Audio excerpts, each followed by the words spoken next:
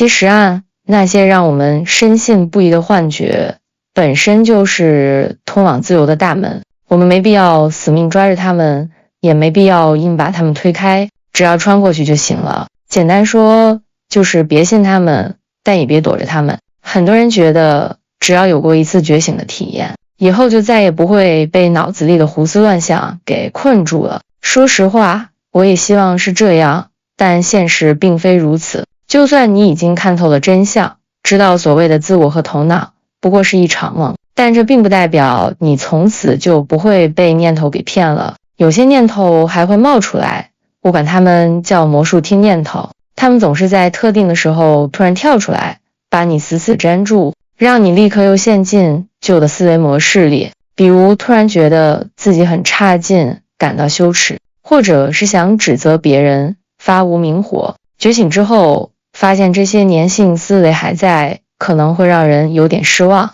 有些人觉得真觉醒了就不该再为这些破念头痛苦了，但事实并非如此。真相是，你的觉醒越成熟，就越能一眼看穿这些念头，也就越不容易被他们牵着鼻子走。我最喜欢的印度圣人尼萨加达塔，有人曾问他，你还会产生自我的感觉吗？他特别淡定地说，当然会啊，但我一眼就能看出那是假的，然后把它扔一边去。这个回答挺让人宽心的，连他那种高度的人，旧习惯都可能冒出来。区别在于，他在念头冒出来的那一刻就认出它是虚幻的，然后轻轻放下，念头就消失了。当然，这需要非常成熟的觉醒才能做到。大部分人刚开始是没这本事的，就算有过很深的觉醒体验也一样。其实刚觉醒的时候，反而是一些最深最顽固的思维模式最容易蹦出来，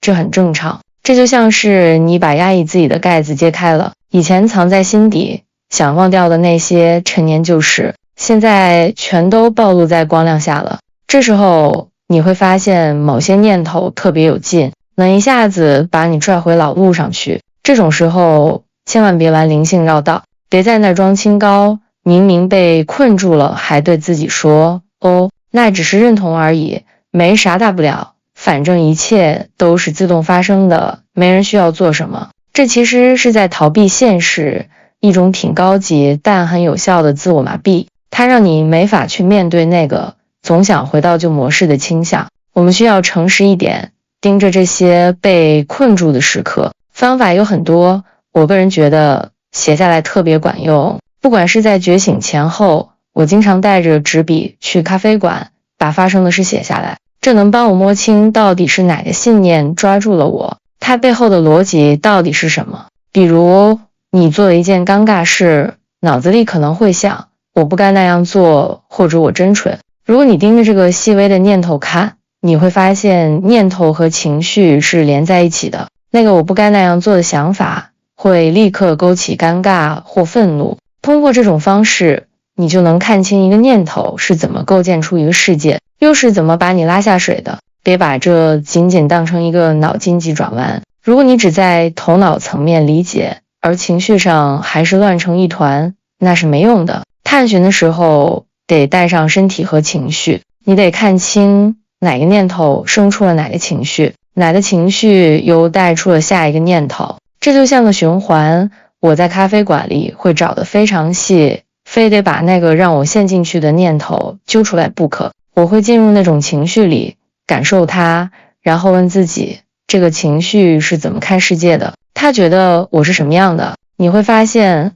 每一个念头和情绪背后都藏着一整套完整的世界观。只要你真心想去感受，情绪会有它自己的声音，它会告诉你它藏着的那些具体的观念。通常这些观念都来自童年，可能是小时候被为难、被贬低、被吓唬的记忆。如果你像冥想一样去探索，这些深层的东西就会浮现。光在脑子里想这是假的是不够的。有时候我在咖啡馆一坐就是好几个小时，非得把一个模式弄清楚才走。因为我知道，如果这个念头这次能粘住我，下次它还会来。觉醒程度越高，这种被拽回旧模式的痛苦就越像从天堂掉进地狱。既然在地狱，你当然会拼了命想逃出来。所以我对这种探寻非常认真，我会一直查下去，直到彻底看清那个认同的时刻。当我觉得那个东西彻底从身心里脱落了，才算大功告成。有时候同一个模式我得反复处理好几次，每一次都会更深一点，触及到更核心的东西。这需要一份死磕到底的愿心，才能把幻觉连根拔起。这就像除草，说来惭愧，我平时除草只是拔到地面上的部分，但我妻子特别有耐心，她会连根拔起。她除过的草几个月都不长，我除过的草1个星期就满园子都是了。好在对待内心世界我没那么偷懒，我会走得很深，一直追到痛苦的根源。我不要求大家都写下来，每个人方式不同，写字也好，冥想也好，重点是要摸到思维和情绪的核心。只有这样，你才能发现那些正在折磨你的假信念。我们小时候可能都遇到过超出处理能力的痛苦，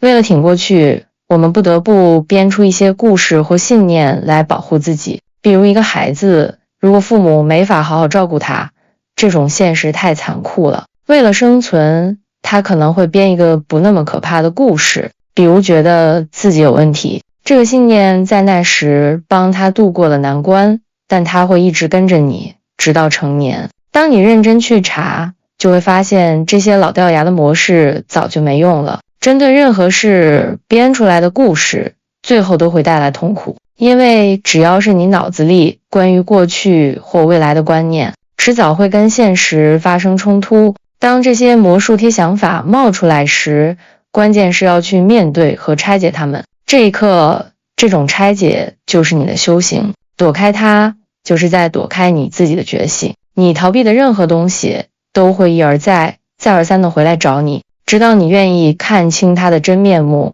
怎么判断自己是不是真的看清了？标准只有一个，那个你讲了很久的故事彻底消失了。你不仅在脑子里知道它是假的，在感觉上也觉得它没影了。你只有2个选择，要么去查清楚，要么继续当受害者。通过这种方式，你会发现所有信念其实都没啥了不起的。我觉得某人应该怎样，其实和他们实际上怎样，价值是一样的。只有当你发现你的意见和相反的意见一样真实时，你的脑子才会平衡下来。如果2个相反的意见都对，那这整套思维逻辑就崩塌了。当这种两极对立消失了，思维也就没法再控制你了。这种事不是看一次就一劳永逸的，每次有需要都得重新看。没有什么过去的觉醒，唯一重要的是当下。这一刻，我是在真理中吗？我真的看清了这个自我只是个梦吗？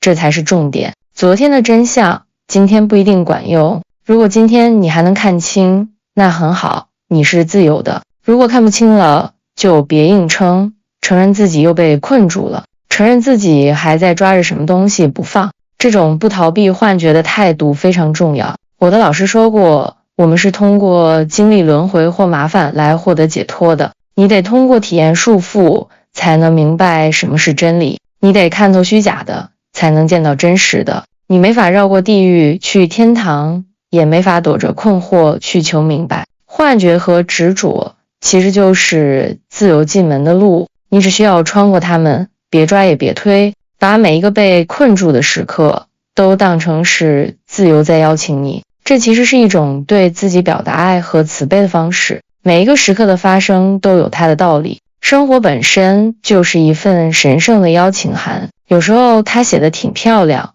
有时候措辞很严厉，但它一直在告诉你，看穿这个你就自由了。所以别逃离生活，要诚实的面对。你会发现，我们真的是通过解开束缚而获得解脱的。觉醒让你看到自己本来就是完美的，它给了你足够的勇气和眼光去审视那些想把你拉进痛苦的念头。时间久了，这种观察并放下的过程就会变成习惯。刚开始可能觉得有点枯燥，需要意志力，但慢慢的它会变得非常自然。到最后，念头一动，你的头脑瞬间就能完成探寻，弹指间就重获自由。这就是觉醒的运作方式，意识在不断的释放它自己。说到底，关键就在于真诚，愿意诚实地面对身心发生的一切，这永远是通往自由的大门，而且自由只发生在此时此刻。